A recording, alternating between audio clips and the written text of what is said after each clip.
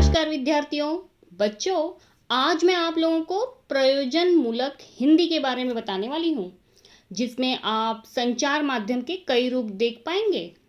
तो सबसे पहले जान लेते हैं कि प्रयोजन मूलक हिंदी किसे कहते हैं। देखिए बच्चों, प्रयोजन का तात्पर्य है उद्देश्य या विशेष वाला। प्रयोजन शब्द के लिए कई शब्द प्रयुक्त हैं, जैसे विशेष, लक्ष्य, हेतु, उद्देश्य आदि। अंग्रेजी में इसे फंक्शनल हिंदी भी कहा जाता है।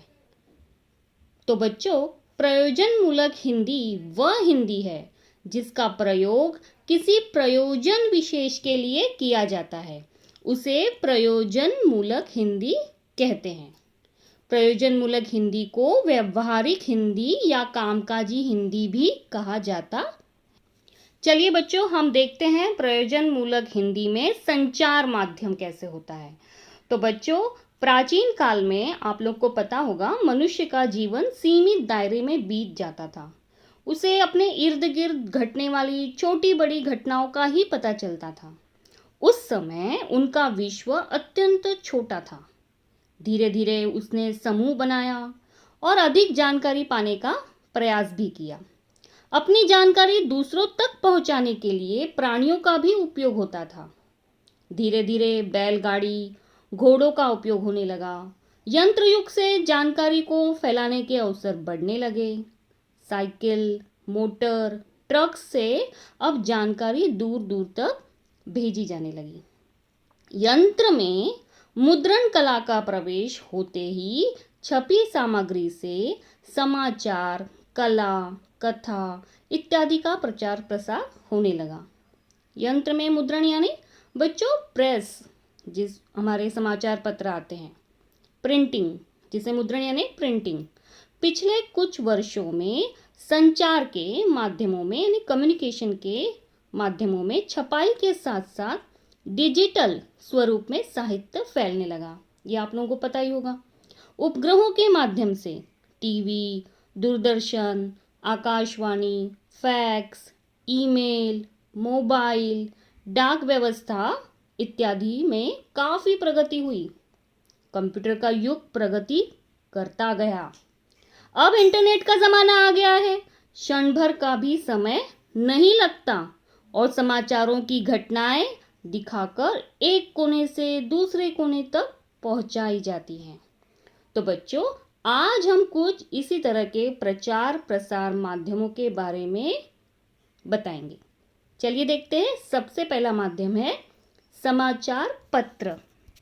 बच्चों, समाचार पत्र जनसंचार का मुद्रित माध्यम है, कम्युनिकेशन का प्रिंटिंग माध्यम। मनुष्य सदा अपने इर्द गिर्द होने वाली घटनाओं से परिचित होना चाहता है। अतः समाचार पत्र, समाचार टीवी चैनल, मोबाइल जैसे साधनों का आजकल अत्यधिक उपयोग होता है। समाचार पत्र तो हमारे जीवन का अभिन्न अंग भी हो गया है। प्रारंभ में समाचार पत्रों का उपयोग सेना के लिए होता था। आज शिक्षा, खेल, मनोरंजन, साहित्य, विज्ञापन आदि के लिए समाचार पत्र उपयोगी। बच्चों, आप लोग देखते ही होंगे, हर सुबह मुद्रित रूप में समाचार हमारे सामने समाचार पत्र के रूप में आते हैं। समाज के विकास में समाचार पत्रों की अहम भूमिका रही है। समाचार पत्रों का ब्रिटिश शासन में बड़ा महत्व था। बच्चों, आप लोगों को पता है, भारत में Bengal gazette, Hindustan Times, National Herald, Pioneer, Mumbai Mirror जैसे समाचार पत्र अंग्रेजी में निकलते थे। इनके साथ बंगला और उर्दू में भी समाचार पत्र निकले थे। हिंदी में समाचार पत्र सबको एक सूत्र में बांधने में महत्वपूर्ण सिद्ध हुए हैं। जैसे लोकमान्य तिलक ने केसरी का संपादन किया, लाला लाजपत राय ने वंदे मातरम पत्र निकाला। आज़ादी के आंदोलन में इन समाचार पत्रों का योगदान बहुत बड़ा था। गणेश शंकर विद्यार्थी ने 1913 में कानपुर से साप्ताहिक प्रताप का प्रकाशन आरंभ किया। साप्ताहिक, वीकली मैगजीन जो होती है बच्चों, लोगों को आज़ादी के लिए तैयार करने में इन समाचार पत्रों का महत्व था। ये आज़ादी का हथियार सिद्ध हुए। गांधी जी ने हरिजन, आप लोगों को पता ही होगा, और यंग इंडिया का प्रकाशन किया। मौलाना अब्दुल कलाम आज़ाद ने अलल हिलाल पत्र का प्रकाशन किया। यह लोगों ने प्रत्यायन का प्रबल साधन था। हिंदुस्तान की सही तस्वीर उन दिनों कैसी थी, इसका पता इन समाचार पत्रों से हमें पता चलता है। ये तो बात रही हमारे समाचार पत्रों की। अब चलते हैं दूसरे माध्यम की तरफ, वो है आकाशवाणी। आप लोगों को पता ही होगा आकाशवाणी के बारे में। तो आकाशवाणी भारत के सरकारी रेडियो प्रसारण सेवा का नाम है बच्चों। आकाश से सुनाई जाने वाली वाणी जो विशेष यंत्रों द्वारा ध्वनि तरंगों के माध्यम से कार्यक्रमों के रूप में प्रसारित की जाती है। रेडियो यंत्र द्वारा उसकी तरंग लंबाई को पकड़कर सुनी जाती है। सन 1901 में मार्कोनी नामक वैज्ञानिक ने रेडियो का आविष्कार किया था। आप लोगों को पता ही होगा। इसकी सहायता से देश विदेश में होने वाले कार्यक्रम सुन सकते हैं।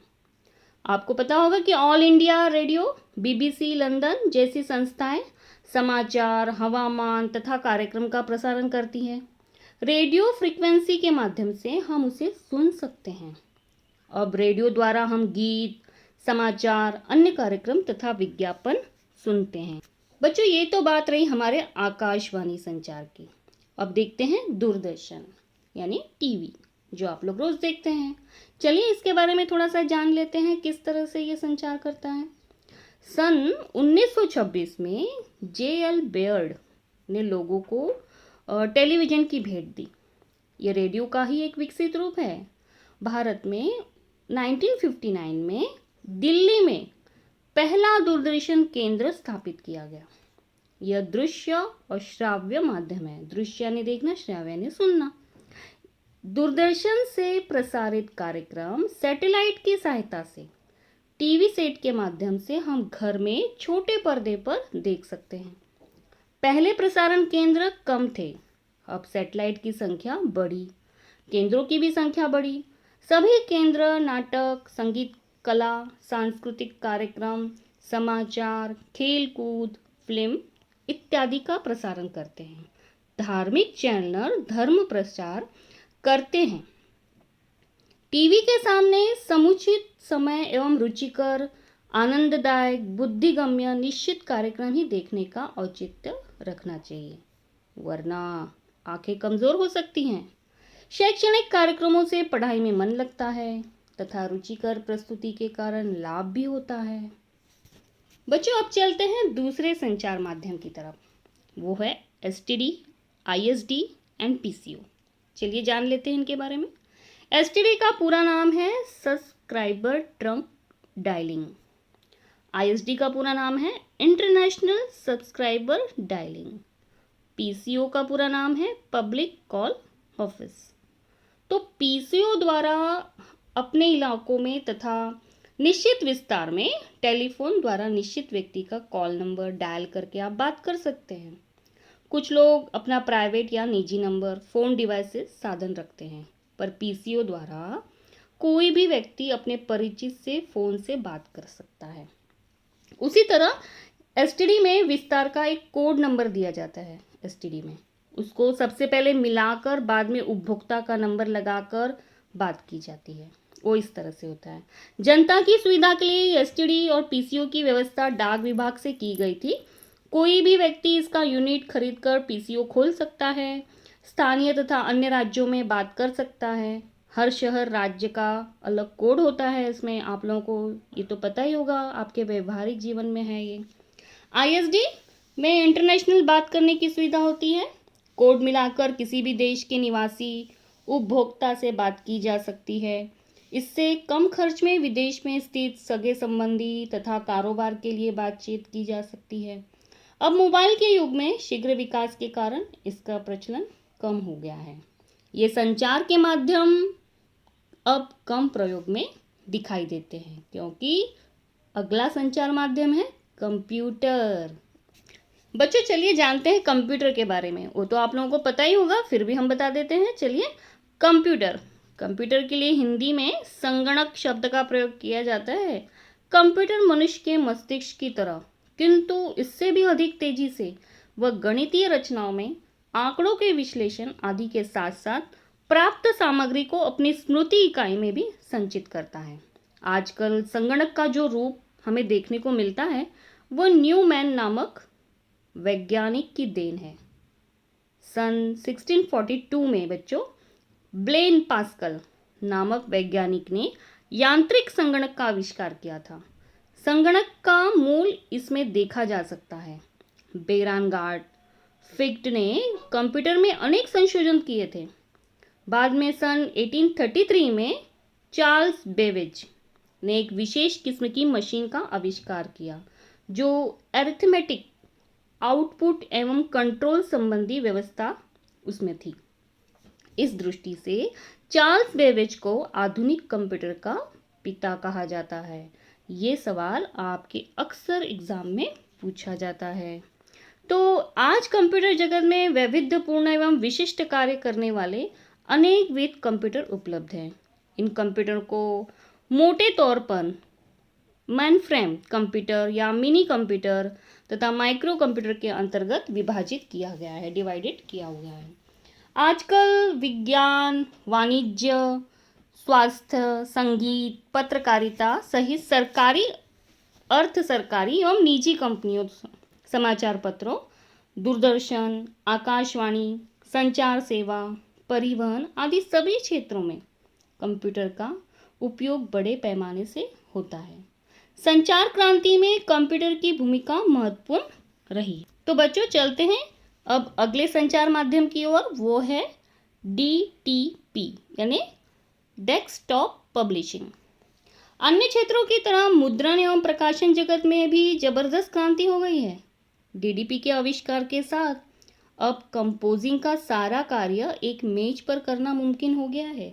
आप लोगों को पता ही होगा, पर्सनल कंप्यूटर पर विशेष प्रकार के सॉफ्टवेयर की मदद से, डिस्क कार्ड लगाकर या प्रकाशक आदि सॉफ्टवेयर के प्रयोग से टंकित सामग्री को यानी टाइपिंग के माध्यम से विभिन्न पृष्ठों पर, पेजों पर विभाजित करना सरल हो गया है। वर्तनी की जांच यानी स्पेलिंग चेक की मदद से जो टाइपिंग सामग्री है, हमारी टंकित सामग्री है, संशोधित की जा सकती है। आपकी कहीं भी स्पेलिंग मिस्टेक हो तो वो तुरंत बता देते हैं। सामान्य कंप्यूटर के साथ साथ उपलब्ध है डॉट मैट्रिक्स प्रिंटर यानी आपका प्रिंटर, जिसे अब हिंदी में बिंदु मुद्रक कहा जाता है। पर बढ़िया किस्म की छपाई नहीं हो पाती थी इसमें, इसलिए क्या आया, लेजर प्रिंटर का प्रयोग किया जाता है। कलर प्रिंटर की मदद से रंगीन छपाई भी संभव हो चुकी है। बच्चों अब बारी आती है हमारे अगले माध्यम की ओर, वो है ईमेल। ये तो आप सभी लोगों को पता ही होगा ईमेल के बारे में। चलिए जानते हैं। ईमेल का अर्थ है इलेक्ट्रॉनिक मेल। ये एक ऐसी प्रक्रिया या पद्धति है जो दो कंप्यूटर्स यानी यूजर्स के बीच संदेश व्यवहार का कार्य करते हैं। 1960 से 1970 तक इस प्रकार की संदेशा व्यवहार की पद्धति में अनेक रूप से परिवर्तन हुए। इस समय जो इलेक्ट्रॉनिक्स मेल की प्रक्रिया हुई उसे ईमेल के रूप में जाना जाता है। इंटरनेट के माध्यम से यह प्रक्रिया होती है। कुछ समय पहले दोनों कंप्यूटर यूजर्स होना ज़रूरी था। आज यह ईमेल व्यवस्था स्टोरेज फॉरवर्ड मॉडल पर निर्भर है। ईमेल सर्वर संदेश को स्वीकार कर, फॉरवर्ड कर, डिलीवर करते हैं तथा स्टोर करते हैं। इसलिए भेजने वाला या पाने वाला कंप्यूटर का ऑनलाइन होना अब ज़रूरी नहीं है। तो बच्चों ये तो रही हमारे सारे संचार माध्यमों की बात।